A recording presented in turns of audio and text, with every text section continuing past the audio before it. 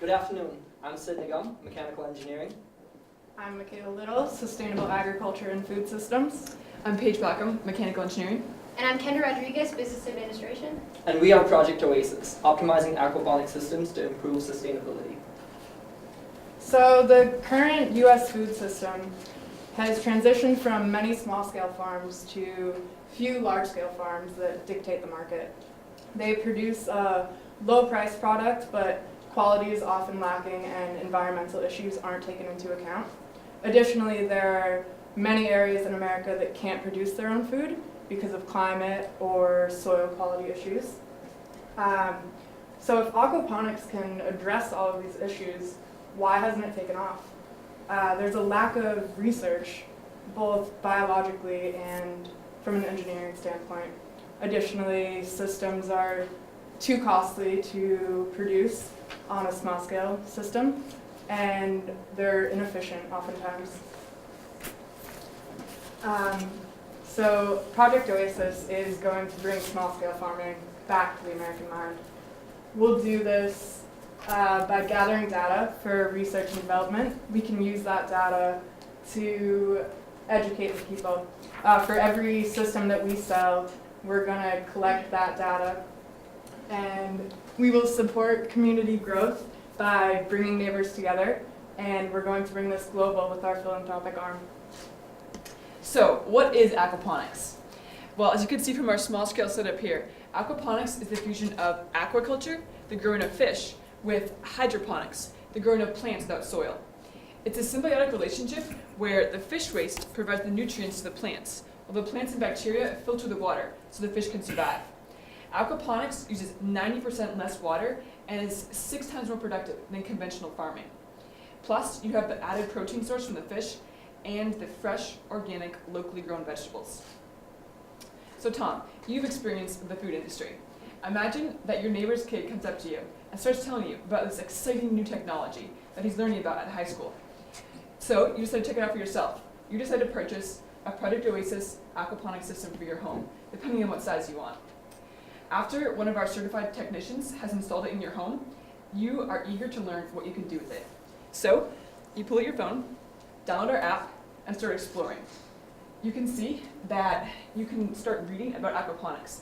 You can take tutorials to be able to see what you can do with your system. You can even read the pH and temperature values in real time for your specific system. You can sell excess produce to your neighbors. And if something's fishy, you can always call our technical support hotline or request maintenance from one of our certified technicians. You can even access recipes tailored to your produce, so there's no more trekking to the grocery store. All you have to do is pick some lettuce or tomatoes, start cooking, and enjoy a fresh, organic meal grown right in your home. Alright, so in terms of our business model and actually how we plan on generating revenue, so we have 3 major revenue streams. The first is actually selling the product. So we have 2 options. You can either buy or actually lease the product, and you see the buying option has a sales price range of about $5,000 to $10,000. And then a leasing model has a sales price range of about $100 to $200. On top of that, we actually generate 7% commission on maintenance revenue and 7% commission on produce that's actually sold in the marketplace using the phone application. So the market validation. If it's been around for a while, why hasn't it actually been done? Well, we actually do have a very close competitor by the name of Grove Labs, which is based out of MIT, and they've already sold 200 systems, have raised $4 million, and are growing very rapidly. On YouTube, there's over 25 million views of actually people wanting to build their own aquaponic system, but they just can't, they don't have access to either buy one, and it's too complex to build themselves. In Whole Foods, there's about 10 million shoppers that visit Whole Foods daily, and 70 to 72% of their purchases are for fruits and vegetables. So the market size, how big is the market and where's the opportunity? Well, as you can see, the global market size of organic fruits and veggies is growing at a CAGR of about 9.6% and is reaching $62 billion a year. Aquaponics industry sales by 2020 is estimated to reach $1 billion, and we're projecting a total serviceable market of about 1% share of the aquaponics industry at $10 million in revenue. So this is where it gets fun, our adoption strategy. How do we actually plan on marketing and adopting users?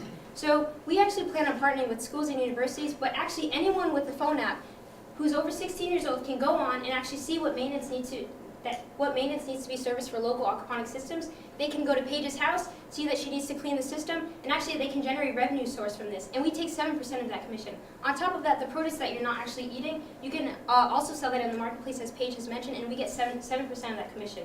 Secondly, we also generate revenue streams or market potential from events. Now, these music festivals, they have a significant amount of attendees, and we believe this is a very attractive market. There's a lot of food vendors at these events, and we believe this is very penetratable based off of the actual data that's collected and the actual demographic that attends these events. So how are we beating our competitor? Basically, as Kendra mentioned, Grove Labs is one of our biggest competitors. Based off of MIT, their systems cost about $4,500. And in that system, they have a growing space of about just over 2 square feet. Now, our small scale system is $5,000, $500 more expensive, but it has a growing space of over 100 square feet. That's 50 times more produce. Additionally, our systems will also provide the users with the option of getting fish and protein from that fish, which Grow Labs doesn't offer. The other competitors in the market are currently on the commercial scale and are too expensive to purchase for small scale systems. For instance, Fright Farms, their systems can cost up to $90,000. I don't have that kind of money at my home. So there are several factors that set us apart from our competition. First and foremost, our systems are affordable, and you can grow organic food throughout the year with these systems. Now, how we made them affordable is through cutting-edge engineering research. We've been able to cut down our energy consumption by 40%, and thus we've been able to reduce our cost by 27% compared to traditional systems of the same size. We're also implementing data collection. So for every aquaponics system that we sell, users will be able to download live data, and that data will be stored at the University of New Hampshire. And further research will be done to improve the system. And soon, UNH will be the standard household name for small-scale aquaponics. Additionally, in terms of education, aquaponics provides a great tool for students in high schools and colleges to learn about sustainable agricultural practices. And through our 2-week intensive training program, they can become experts in maintaining aquaponic systems. Now, this leads into our hyper-local marketplaces. So essentially, users will be able to sell their excess produce to their neighbors, friends, or people they just know online within their local community. And the students will also be able to service their aquaponic systems, generating a revenue for themselves and generating cash flow for us. Additionally, we want to bring these systems to communities around the world that need them the most. So our philanthropic arm, through that, we will be donating 10% of our profits to build aquaponic systems in developing communities around the world.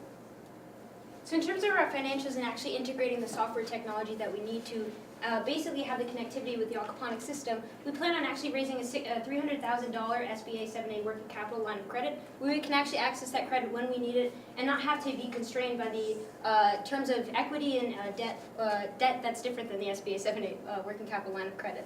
And then in 2017, we plan on launching, and we're projecting on actually selling 35 systems and projecting about $300,000 in revenue. So our forecast, as you can see, we have very attractive margins. From 2017 to 2019, we're projecting about 47 to 52% in gross profits. And also in the system sold, from 2017 to 2019, it's about a 60% growth. So since starting in September, we've done extensive research and constructed 2 full-scale aquaponic systems at the UNH greenhouses, which you can see in this picture. We've also raised over $27,000 in funding, most notably from a 3rd-place win in the New Hampshire Social Venture Innovation Challenge, as well as a $10,000 grant that allowed us to make a partnership with a nonprofit organization in Costa Rica, where we visited in January, and were able to make that partnership for our philanthropic arm and be able to start a test site for a pilot system. We've also received a summer seed grant to be able to continue working on this project with the UNH eCenter this summer and focusing more on developing the business model for this team. Thank you so much for listening. We hope that you will help us bring small-scale farming to the world. Do you have any questions? So what kind of fish, and is it really goldfish, and do I have to clean my tank every 2 days? So we're going to be using tilapia in our system. They're a very resilient species, very efficient feeders. They have a feed conversion ratio of about 1.6. So for every 1.6 kilograms of food they're eating, they're putting on a body mass of 1 kilogram, much more efficient than any other fish. And they can be at UNH, also in Costa Rica. They can withstand large fluctuations of temperature, pH, very resilient. Do you still have to clean if I have one of these systems, do I still have to clean the fish tank? It's about a monthly thing, and that will be through the phone application. You can find people in your locale to do that. That come over and Now, clean there's for a me? filter that filters the water for the fish, right? It's a biodigester, yes. That's one unique aspect of our system. Most traditional aquaponic systems have a large, expensive biodigester because it works by bacteria that convert the ammonia in the fish waste, convert that to nitrite and then into nitrate, which is the nutrients remains that in the the water. plants. Exactly. And there's a symbiotic relationship. Exactly. So you take out the bad stuff, leave the good stuff for the Right. plants. Gotcha. Right. Except our system cuts down the cost because instead of using an expensive biodigester, we have a gravel bed, which allows the bacteria to grow on the gravel. So we still get the same process, but it's 1/10 of the cost, and we're able to have a solid medium support to be able to grow more fruity vegetables like tomatoes and peppers that normally can't be grown in traditional aquaponic systems. Is the system for 10,000 twice as big as 100 square feet, 200 square feet, Yes. Yeah, that's actually around 250 square feet. 250 Yeah. square feet? What's the, I mean, how much do you produce? More than you can eat, I guess, right? I mean, it's $1 million question. What do you grow? you know? Exactly, and that's where the research comes in. There hasn't Yeah. been much research in this field. Is So- there limitations to what you can grow, or is it just, Hard That's to say. also a good Yeah. question. I met somebody that grows carrots, okay? hops, so I think the potential is there to grow anything. And once we have that information, we've actually talked about selling the information to people. we So have- what are the claims from MIT guys? Do they claim that you can grow anything, or do they, So they grow leafy vegetables. I mean, you're pretty aware of what's out there. Mhm. I mean, you Yeah. know, I mean, your process may be greater than, and have less limitations in theirs, right? Your Yes. poultry, right? But they grow basically leafy greens, some tomatoes and things like that, but also spices, so, and alternative sources of like adding different flavors to your food as well. But the limitation is that they can't produce as much food as our system can. Yeah. And it's very energy inefficient. It uses a lot of electricity, and it's just not as efficient as ours. So is there IP, intellectual property associated with what you've done, or is there with the past systems at MIT, and how do you protect it? Yeah, I can answer that question. I actually have a patent myself, not on this system, but on a different invention. So I looked into the IP a little bit about aquaponics. And there is some patents, there's not very many. What we could probably patent would be a utility patent on our design of the system, as well as a copyright of the plans. Because the plans will be something that we would want to give to our customers. And specifically for our system, the novel and useful aspect that we could be able to patent would probably be on how we have a gravel bed as well as an airlift. That's one of our huge energy savings. Is instead of a traditional water pump, we have an airlift that pushes the water, and ours is also a continuous cycle. So it's not filling up partway and then emptying out. Ours is just continually running. How old does the fish have to be before you want to eat it? Because that's a big food source in Texas, man. They eat tilapia every day. Is it something that the fish grows too big, or how long does it live, or what's this? Well, we would cycle them. We have 2 different fish tanks, so you buy them as fingerlings and grow them out a little bit, and then we can have a constant cycle. So smaller fish in one tank, larger fish in the other tank. So you harvest the larger fish and then put the smaller ones in, so it's a continuous cycle. Yeah, so the fish And is the- harvested. Yeah. And the way we scaled the product was that we said that 50% of the protein requirements for an average male would be supported by our system. So our small scale system would support 4 people, and our medium scale system would support 7 to 8 people. So it'll provide 50% of their protein requirements. Daily, yeah. Yeah. Wow. So you're pushing people to buy this and put them in their homes in a certain, build a room for it, put it in their basement? It would probably be either basement, and you could put lights to be able to provide the lights for the plants. Also be on the rooftop if you have that available in the city, or even in your backyard as well. Mhm. Depending on where you're living, if you're in a cold place such as New Hampshire, then you'll definitely want to do it in the basement or an enclosed area. But if you're down south, then Yeah. you can Does the have it in basement your have to be heated? To a certain extent, Yeah. based on your crop needs and the fish needs. Mhm. So room temperature would be okay. Yeah. So The good let's thing say about I've got a Tilapia- system up and running in my house and I go on vacation for 2 weeks. What Mhm. happens? Then you use the app and say, hey, local high school students, you wanna, instead of, pet my dog. Free food? Exactly. So how do you, I like the whole notion of the recurring revenue on the 7%. How do you control when they sell the fish or the produce and you get your 7% vig on that? How do you A, collect it, and B, know that they're doing it? Well, essentially, we would have, for example, if a high school student actually was going to your house, Charles, and then you had actually requested in your app, okay, I have this excess produce or fish or things like that. They would come in and there would already be kind of an invoice set up. So we would have a suggestive invoice, and then we would take it.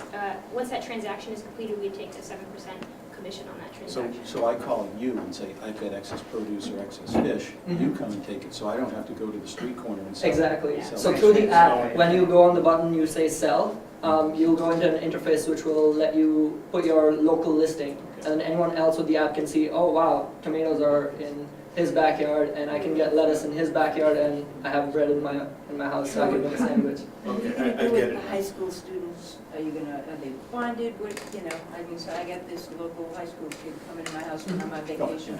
Yes. Yeah, like, oh. Well, and there'll be 30 of them. I or know, 100 they're of gonna them have in a there party that and they night. bonded and they, I Yeah, mean, so we actually, as Paige mentioned, we have a 2-week intensive training program. So part of that training program, it's, for example, say Uber, before you become a driver, there's some sort of certification, demographics background check and things like that. So we'd have a similar process, obviously not as expensive as Uber, but because they're not driving, but in terms of like actually having safe people come into your house Yeah. when you're not there and things like And that. you'll be able to rate the students that come in so Yeah. that you can provide reviews, and we'll go through the system. So Okay. if you didn't eat anything and you sold everything at some market price, what revenue generation would you expect? Correlate that back to the effort and the cost. What do you think people, do you have an idea of value? I mean, I guess it depends on what you grow and what's Mhm. fresh and the premium people will pay for something that's tastes So better. we actually haven't projected that out Yeah. because we're assuming that most people who would want a We're gonna system eat would, it, would Yeah, actually eat absolutely, the produce, yeah. but that is something that we can actually do. It just Although- see the Yeah, some ROI people and may what do you like a eat, franchise. how much you eat versus how much it costs you each month to own it, maintain it, to support it, to. Actually, the maintenance would be as low as about $30 a month based on the fish feed that you need to buy. And the energy is already reduced in our system, so it wouldn't cost as much to run it. I could see a lot of people not having necessarily room for it. Have you considered partnering with places like greenhouses or like Bartlett's Greenhouses in Dover as an example, someplace that has sort of that enclosed space, they do some synergy between what they normally sell, that gives them another product line, gives them an excuse for more people to come into their buildings at different times of the year. They might find that appealing. Almost like a co-op. Yeah. As But opposed maybe to they that way you don't they would people have coming into like your house. image there of There you the go. UNH. I was picturing taking part of their they've been putting it in their back space that was empty Mm-hmm. 9 months of the year because they're not selling pansies, and they could be selling this kind of stuff, and people would definitely drive for fresh vegetables and fish. and- We also talked about installing systems at high schools. Mhm. So the education that we're giving to the high schooler, it's hands-on right there. So it could be a course. There are already high schools that have greenhouses. So I think we would be able to slide right into that. It'd also be great publicity for us as well. So, have you explored anything around the food safety aspects? So currently, the USDA doesn't actually have any regulation on the aquaponics technology just because it's so novel and so new, so there actually isn't any regulation, but that is something that we've had talked about as a potential headwind, but as for right now, we're not really that much concerned about it. Yeah, but biosecurity has been a huge issue, like a huge concern in our systems. We're making sure we're washing hands every time before we interface with the system, and whoever's trained is trained in that way as well. So on the, I like the fact that you've addressed one of my key issues, which is working capital.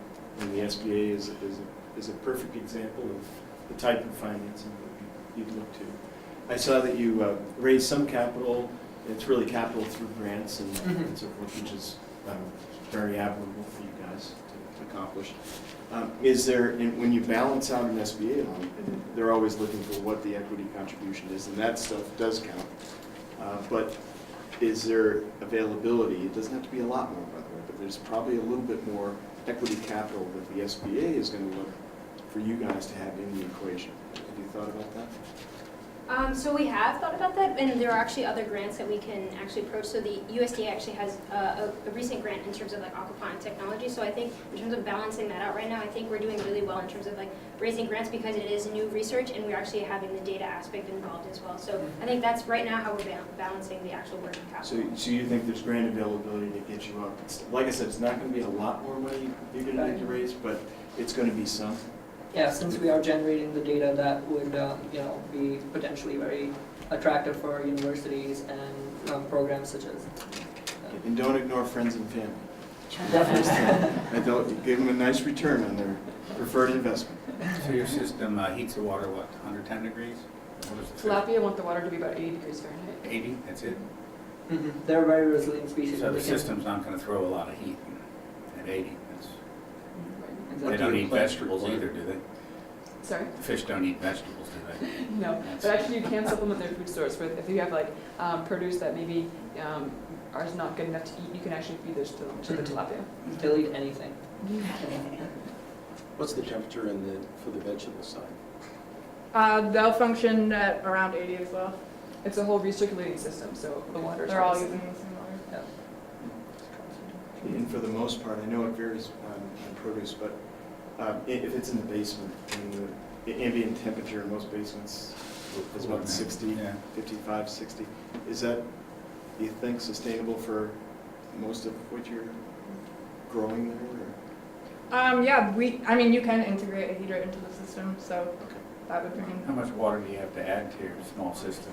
I mean, it probably takes a couple gallons a day or something. I mean, there's some evaporation and. It's all closed loop, so the only water loss is through evaporation. Right. So it depends where you put it. And it's tap water, well water, mineral. Yep. doesn't Can be really- any, yeah. At our system in the greenhouse, we have one system, we add maybe 2 to 5 gallons every day, it's not much. Yeah, And that's in the no, no, greenhouse no. where there's lots of sun exposure. Yep. Right, Mm-hmm. right. Yeah, we're also covering the fish tanks because that's the only exposed source of water. So we're covering those to prevent our evaporative losses as well. So you've got a working model up here on site. Mhm. How long have you been maintaining and managing that? Not long, we Oh, that's haven't great. even had all of the nutrients cycle through yet. That takes about a month, so less than a month. You're able to analyze the water regularly on Yep, campus? every day. Great, Daily. great. But we had an open house a couple weeks ago where almost 1,000 people came through and saw the system, and they were really excited. We had teachers coming up to us asking us to come to their schools and be able to give demonstrations. Yeah. Just people said that they would want to have it in their own homes. Have you run any economics on different types of cash crops? So when you think of a crop that would have a very high value and what it takes to grow that compared to something like lettuce, which has very low value. And then, has anyone thought of the potential for individual home use, abuse of what they're producing compared to something that's more group-like that would at least be legitimate? I mean, is there any concern that people grow something that's illegal? Like what time? They're I don't doing know it what in if you Colorado. grow coffee. I don't know, but if that becomes 30% of the business, somebody will report on that. Yeah. Target Colorado, yeah. Exactly. In terms of the different cash crops, that's something we integrated into our app. So you can decide what you want to plant based on what you like and also what kind of revenue you can generate. So you can plan out exactly what Right, you want it's to just, do. it's just that some crops grow reliably, and so you can predict what they will earn. Others have failure rates, but that's okay if they're high enough on revenue. So, and if you could help with that, so that Right. I'm buying this saying, what should I grow? You can say, well, here are 20 different choices. Exactly. And that's the beauty of the data model that we're trying to implement as well, because with every system that we sell, we'll be able to better predict what kind of crops you can grow with a higher success rate, because we'll have data from all these different systems Do around you the have any country. idea of the harvest cycle that MIT's machine offers on certain things? Like, is it 3 months, 6 months? I'm not positive Hard on to- that, but yeah. that's where the data's gonna come in. This is such a new thing that the But data's it's not known there. that the growth is accelerated by Yes. this. Absolutely. I mean, it's, So when now you've got your, I consider it a beta, your farm that you're watching and you're bringing people through, which I think is great. When do you think your beta testing will be complete enough so that you can go to market? That's a good question. I think that's what's really attractive in terms of the summer seed grant and having Paige and Sid actually working on that. And I plan on remaining as a business advisor, so I'm going to actually New York. But Michaela's actually going to stick around too. And I think probably 6 to 10 months out in terms of actually implementing the software technology, but also making sure the system actually is sustainable and works efficiently. Yeah, and the initial cycling period is about 1.5 to 2 months. So once we're done with that, we'll know. That's it. We got the stop sign. Thank you all.